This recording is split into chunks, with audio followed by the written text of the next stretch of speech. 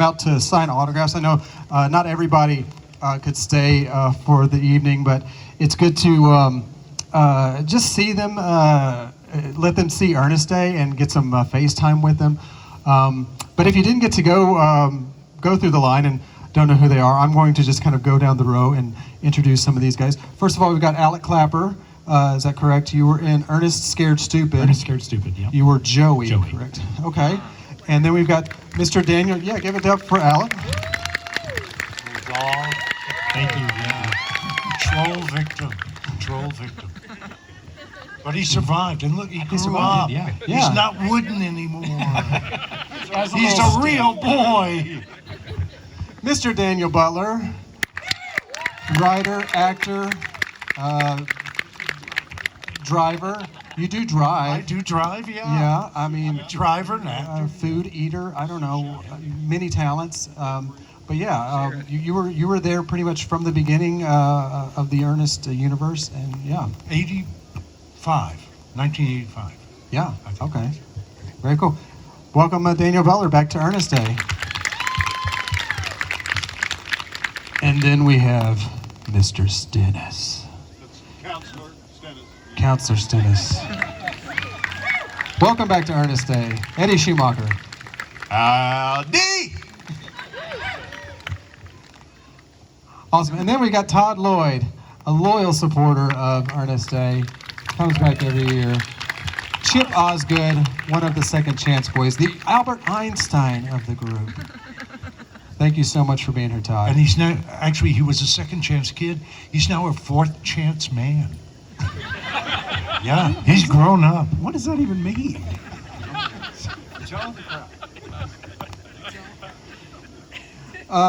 So yeah, all of you guys have been to Ernest Day before, but I mean, what does it mean? What does it mean to you coming back each year and you're seeing it grow and grow each year, and just seeing new people come for the first time?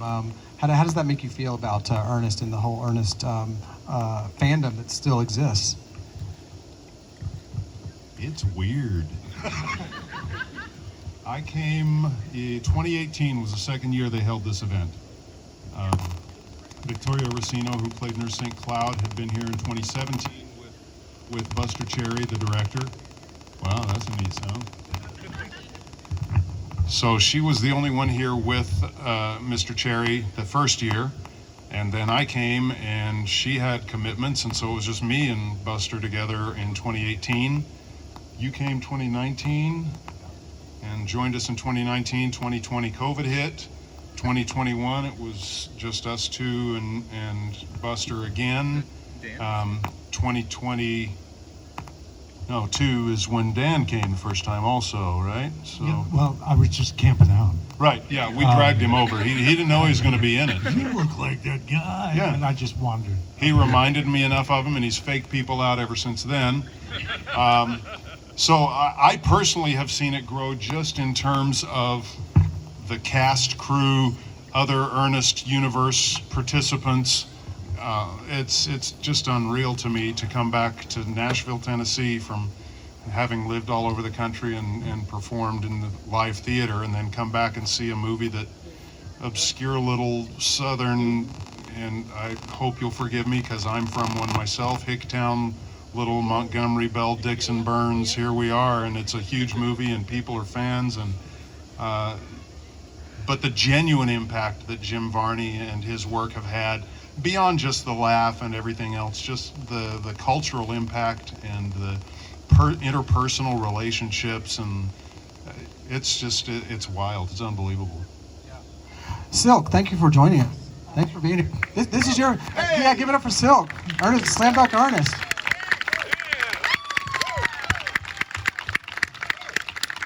Hey, this is your first Ernest Day. What have you thought? Are you blown away by just the fandom that's still here? It's always exciting to see, your friends and family and everything, but it's just doubly exciting to see people you wanted to meet, you haven't met before, and fans become friends and all that. So this is one of the best I've ever seen, and it's beautiful. Look at today.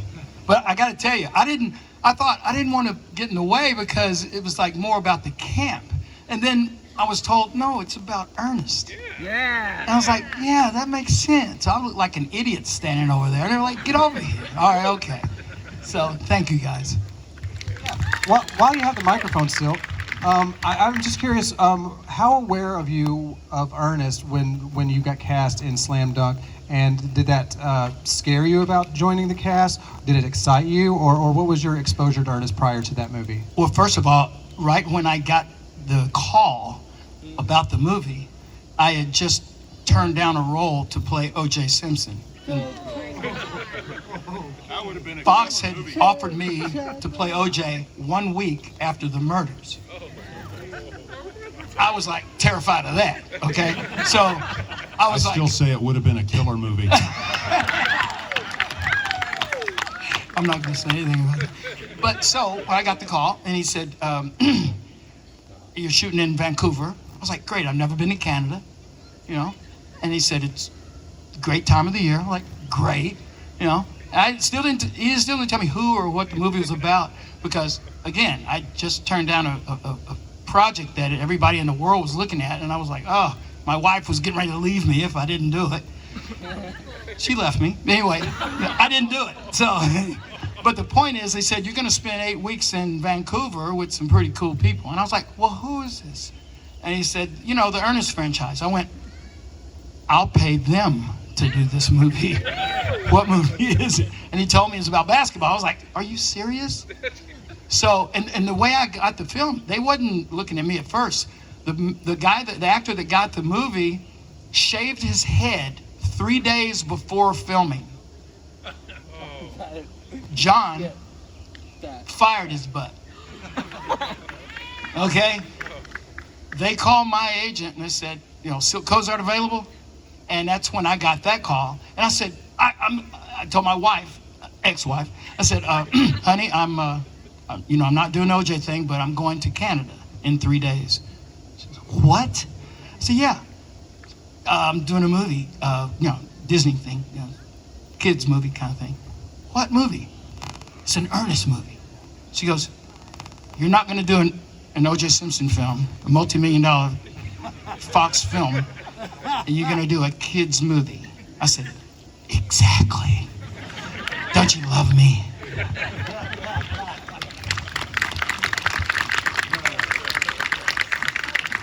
Alec, this is the first time we've gotten to have you up here for the Q&A session. So what was your exposure to Ernest prior to being cast in Scared Stupid?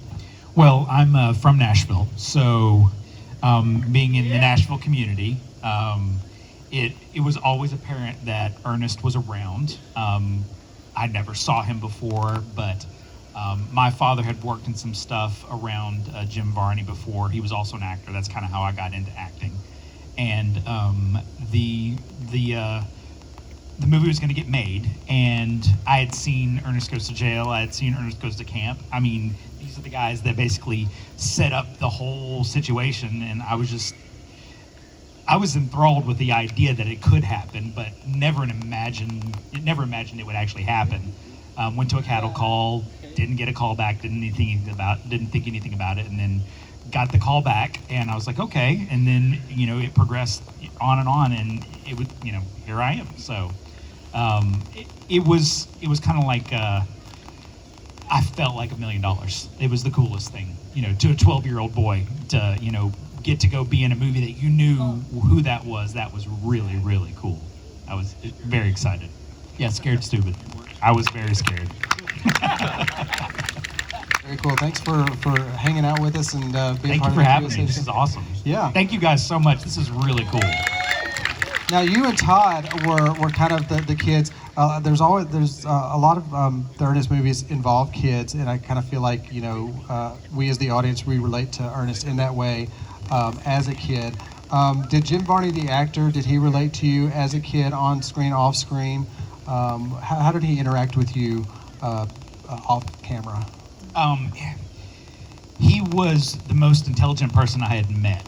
He was extremely intelligent, and yet he could talk to anybody. Like, I never felt like he was talking down to me, or that he was not willing to associate with us. I don't know if you remember the scene from Ernest Goes to Jail where he played the prison version of himself, and he's like rolling the quarter across his fingers. Yeah. Felix Nash. Yeah. Yes, right.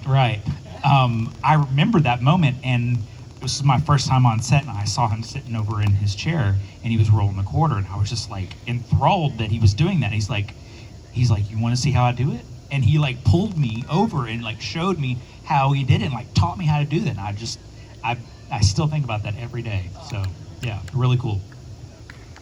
Eddie, was it different for you? You were a little bit older than some of these kids. Well, I would think that Ernest would interact differently with Stennis than, yeah. We saw some interesting sides of him, directional Mike. We saw some interesting sides of him as adults that didn't crack out the.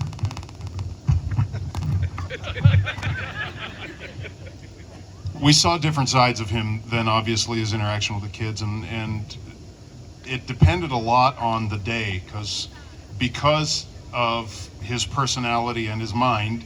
He was a different guy every day.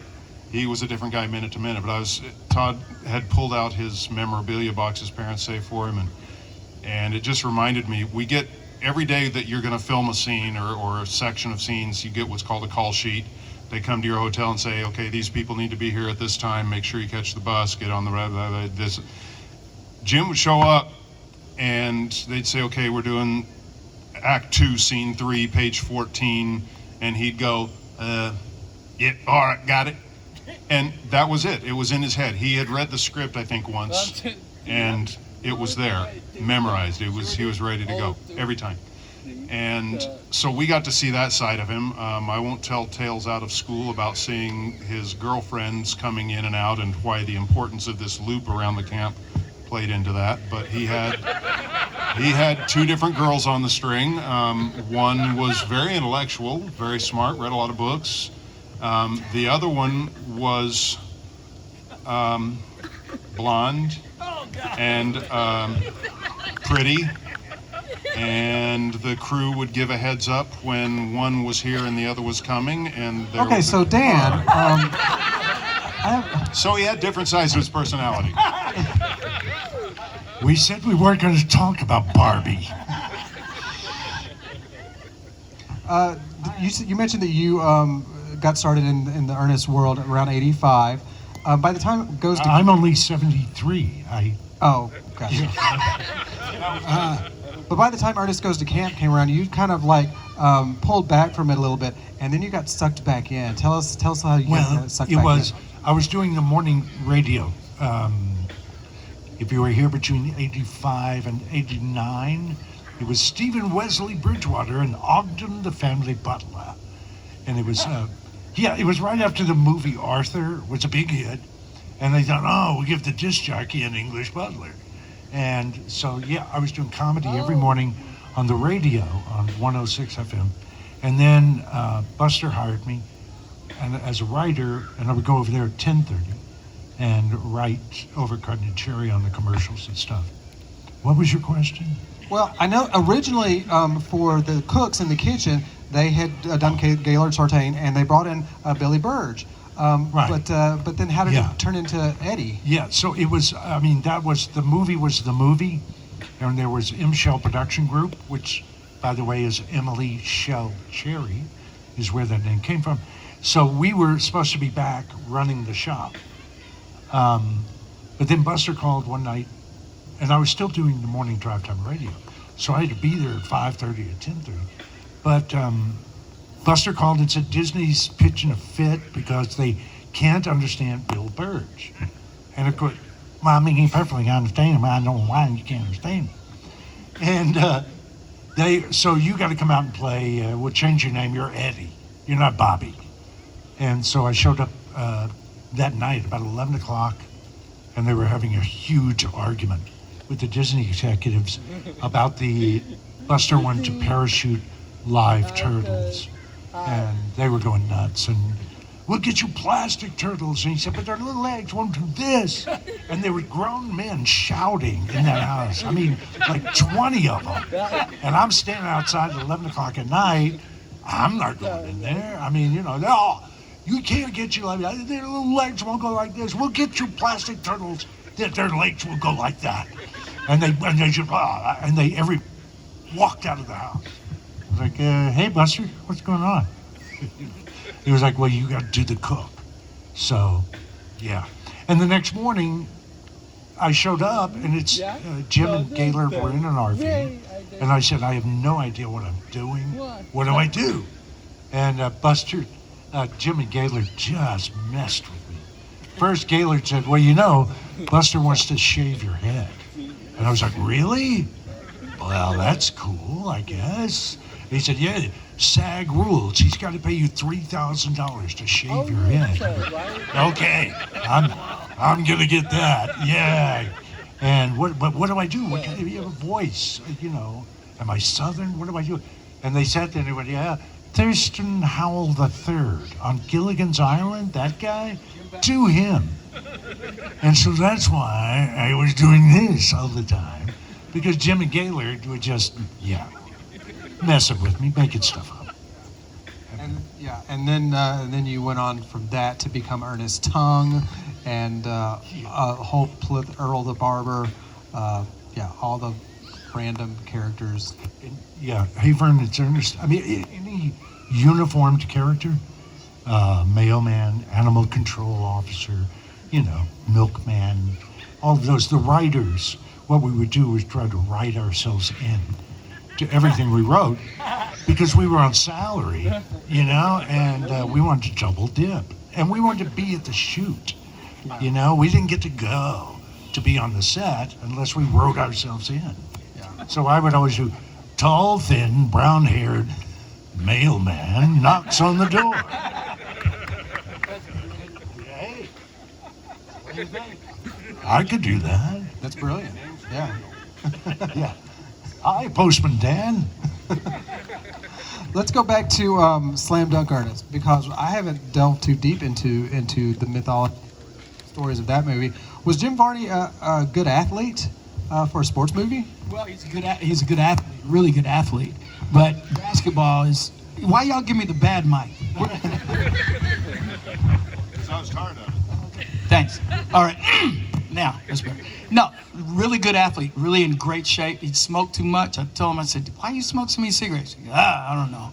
Anyway, he smoked a lot. And I was like, you got to quit that. And he goes, So he would never talk to me about that. I would always mess with him about that. But I got to tell you, two wonderful things I remember about Jim was that one thing, he collected watches, the most incredible watches you've ever seen. And I'm from Smoky Mountains in Tennessee. I don't know nothing about watches. And he says, I got this presidential over here. I was like, wow, you got a presidential? I didn't know what a presidential was. But I saw that thing. I was like, wow, now I know what a presidential is now. So I just remember how kind he was. And I've worked with a lot of actors, a lot of directors, a lot of people. We were making Conspiracy Theory with Mel Gibson, Julia Roberts, very nice people. They're all very nice. Dick Donner, great director. But there was something special about Jim that separated him from all the other big stars like him. He literally, like you were saying, made you feel like he was talking just to you. You know what I mean? He looked you in the eye and talked to you. If the scene wasn't working, he never, in my times I've worked with him, he never got upset. If he did, you didn't see it. You know what I mean? And John, God bless him, he was such a great director to work with. He made it feel like you wasn't working. He made it feel like you were with your family at the house having a barbecue, and then somebody says, oh, all right, let's try this. But he had an uncanny knack of how to put those stories together and make them make sense and have a real theme. The kid that played my son in the movie was Canadian. He was French Canadian, and he had an accent. It took weeks just to get him to not speak with the French accent, because they were kind of like, "What? Why does he have a French accent and your father doesn't? What is it?" So that was one thing. But the other thing was how he treated everybody, the cast and the crew, exactly the same. He treated the Disney executives the same way he treated the people that cleaned up. And the other thing was he tried to get me to go boar hunting with him, and I wasn't gonna go. Okay, I never went. I kind of wished I went now, but I was afraid. I was really afraid. I said, Jim, you think I'm going to go in the woods with you with a 300-pound boar running at me with guns? It ain't going to happen. I ain't doing it. I ain't going to do it. That's great. What were Todd, you saying? You were something about I'd said something else, and you were going to say something about the movie. Oh, I don't know. I think you answered. Okay, what I we'll come so, back to it. Thank you. All right. Todd, we had some new people from Goes to Camp here, which I think you've stayed in touch with, but it may have been a while since you've seen them. Andrew Woodworth was here, Patrick Day, and then some of the other guys that were here. But like the Second Chance kids, and then you've got like the other campers. I don't know if they were like rich kids or anything, but when you were on set, did you guys stay separate? Were you like method actors, or were you guys all pals when you were No, we filming? were all friends. Like, so Patrick was 18, so like he was older than the rest of us. So we would spend, there was a little cabin down here, and I don't think it's there anymore, but that was our schoolroom. And so we would all sit in school because it was during the school year, and we'd sit there, and Patrick would ride around on his moped, and we'd all be jealous of him. But we all hung out. We were all good friends. We picked on each other. I was from the South, so they tended to gang up on me. I distinctly remember we were laughing about this story because we were sitting at the diner up at Montgomery Bell, and we were all around a table, and they were talking about football, and I said, well, Tennessee's going to have a football team one day, an NFL team, I guarantee it. And they all laughed at me and thought that was hilarious. And that's the first thing he came up and told me today. He was like, you were right. You guys got the Titans. And so, tighten up, right? Yeah. Yeah, we got along great. I still talk to Patrick, probably the most of everybody. My kids look up to Scott Menville because you guys who don't, most of you should know this, that Crutchfield, the guy that stole things in the movie, Spike here, he's the voice of Robin in just about every cartoon you watch with Batman on it. So he's been in every, and Johnny Quest. He was Johnny Quest. He played on the Flintstone Kids. Scott Menville is one of the most iconic voice actors in the business, and so it's really cool. Yeah. Hey Vern and Ernest, Saturday morning, Little Debbie. Does anybody remember Little Debbie Derryberry? She was the voice of Jimmy Neutron. That's right. Yeah. Ernest alumni. It's fun to see people that got their start in Ernest movies have seeded into other things. Eddie, you had some of your Counselor co-stars. Houston Clare was here today. Was it good kind of reuniting with some of those guys? One of the reasons I wasn't here last year is because of Buster's passing. One of the joys of having been here all those previous years was sitting next to him and hearing his stories. And every now and then, anybody who's sat on either side of me at that table knows that I don't skip any low-hanging fruit when it comes to puns or jokes. And Buster pretty much just roll his eyes and yeah, keep your day job. But every now and then I'd nail one and get him to laugh. And that was the joy of my visit. And so last year when I knew he wasn't going to be here, it got a little bit tough. And then when Jackie called this year and told me who all was coming and that I was hoping to see Larry Black come in again, Mr. Tipton, and to see Hugh again and reunite and just reminisce with the guys with whom I actually interacted more on a daily basis was, for me, the treasure of today. And we really want to keep Ernest Day free. So if you can support the Friends of Montgomery Bell or the park itself, that helps us to do that. And in future years, we're going to get Larry Black here. We're going to get some more of the Second Chance kids here, and we're going to continue to grow the cast. So continue to come and support us that way. Do we have any audience questions that you guys have been wondering all of these years that you would like to seize the opportunity and ask one of these guys? Anybody? Yes. Young man, come on up here. I'll give you the mic. What's your name? Settler. Setlin, what's your question? Settler, S-E-T-L-E-R. Get the name right first. Settler, gotcha. Okay, what's your question? I have one for Bailey. Was he ever in like NBA or professional basketball? Were you ever in the NBA or professional basketball? Good question. Thank you, Sailor. It was nice meeting you and your family earlier. I had a tryout with the Denver Nuggets and got hurt, fractured my left foot.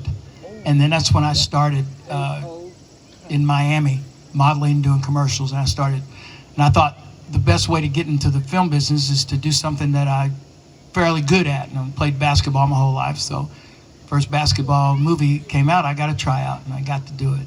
So that was the closest call I got. But I am friends with Michael Jordan. How's that? Does that count? Okay. Good job, Sutler. Thank you so much. Thank you, sir. All right. Any other questions? Hello. Questions from the audience? Anybody got one? Talk about working with Gaylord Sartain. Working with Gaylord Sartain. Oh. Here we go. Okay. You have to understand, the filming, when we were filming camp, Gaylord was going through a divorce. Very difficult time for Gaylord. So he was imbibing quite often. And the biggest problem we had on Goes to Camp with Gaylord was his use of the golf cart. It was like, where's Gaylord?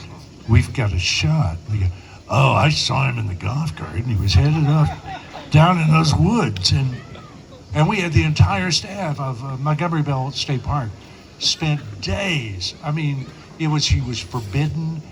You know, they would hide the key. They would do all these things.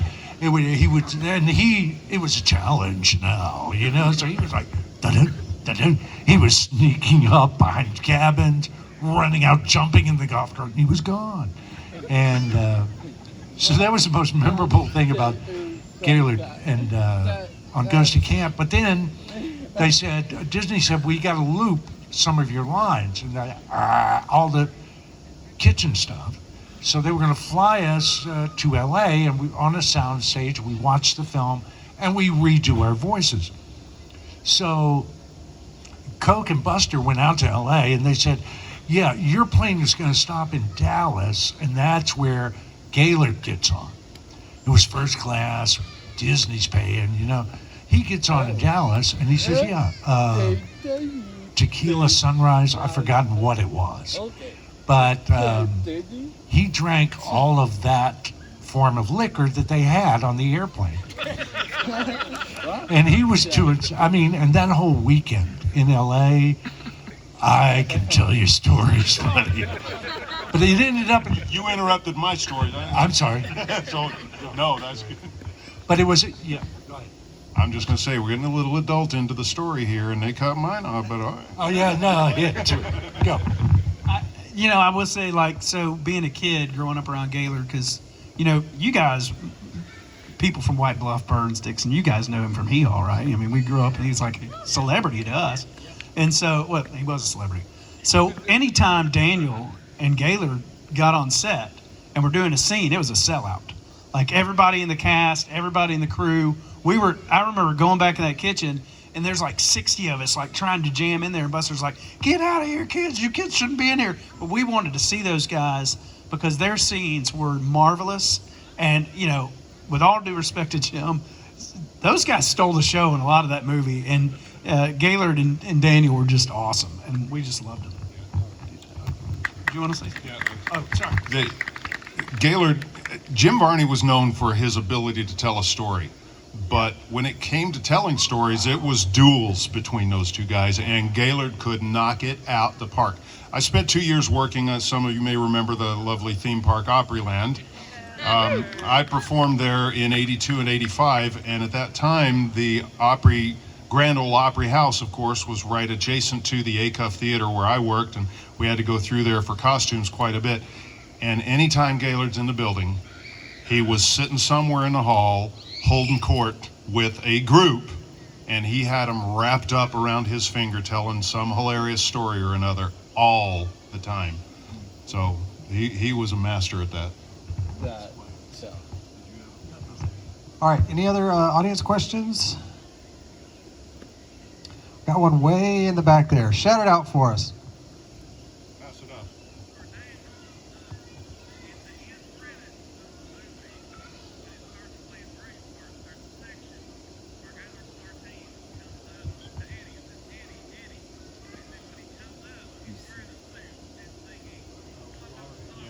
Yeah.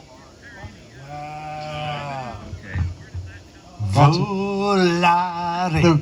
The question for those of you that couldn't hear in the mid-credit scene when Eddie has the eggs erroneous and he turns into a lounge singer. Can you explain the transformation? No. If any of you ate the eggs erroneous, you know what happens. Well, or you will tomorrow morning. No, it was Gaylord just got that song stuck in his head. And it was just like whenever he was just, I mean, he was going through so much. It was a really difficult time for him. And I think that was just like, oh God, help me, came out as Volare.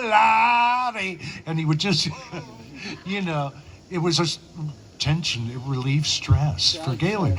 But that when we went to in LA to do the looping, that night we met Buster and Coke at the Coach and Four on Sunset Strip. This is where the English actors, Rex Harrison, Cary Grant, this was their pub, right?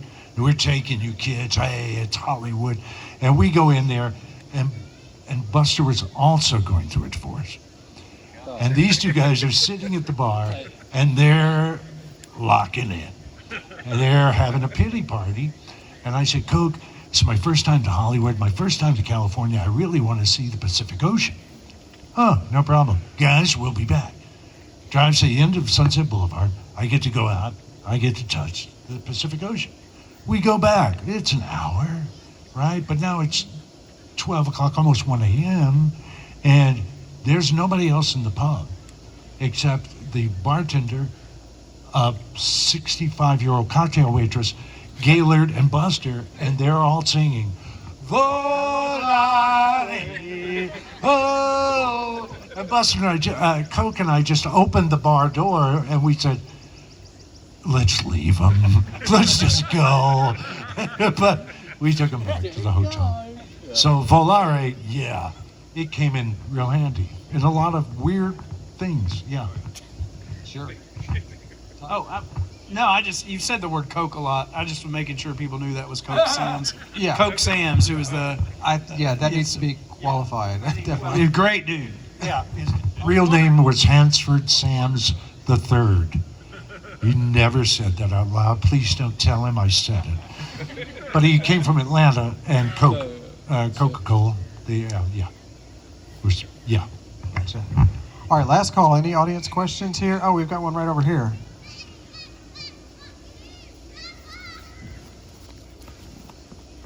What's your name? My name's Joey. So this question's for Dan. When you did the Ernest tongue thing in Hey Vernon's Ernest, how would all that stuff work?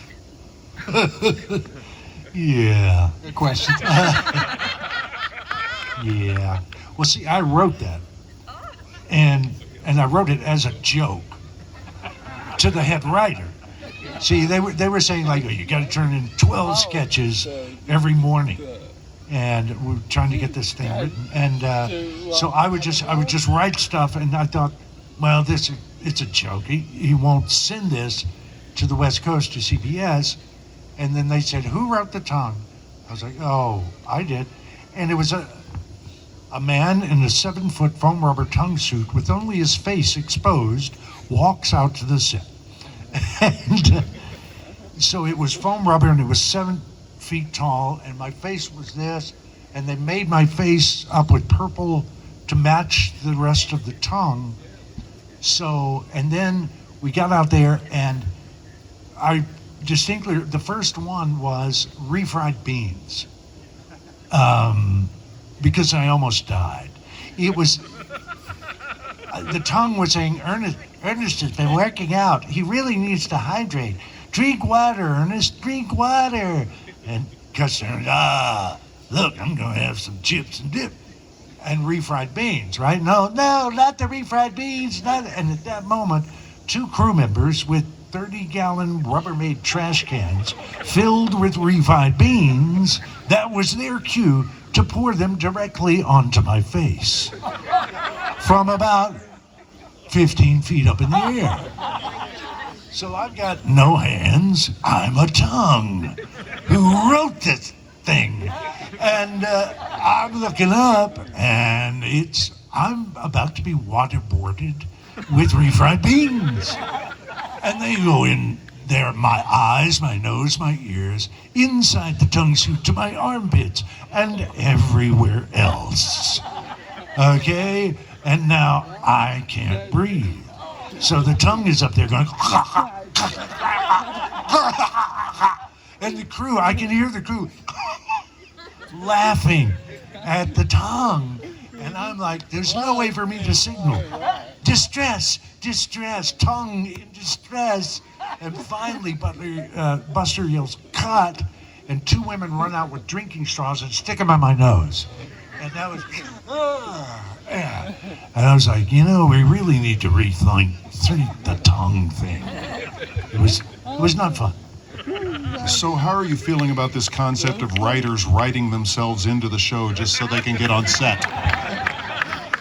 No, well, about it was 7 years ago when I started to go out and do weekends with Buster, because my mother went through Parkinson's, so I knew the drill. And so we would just talk all weekend and watch the movies and talk about all these guys. Yeah, what was the question? How's it feel to write yourself into this? Oh, we were going to reintroduce the tongue as a talk show host interviewing food. So it's like, wait till you see the cloves on this gal. Welcome garlic.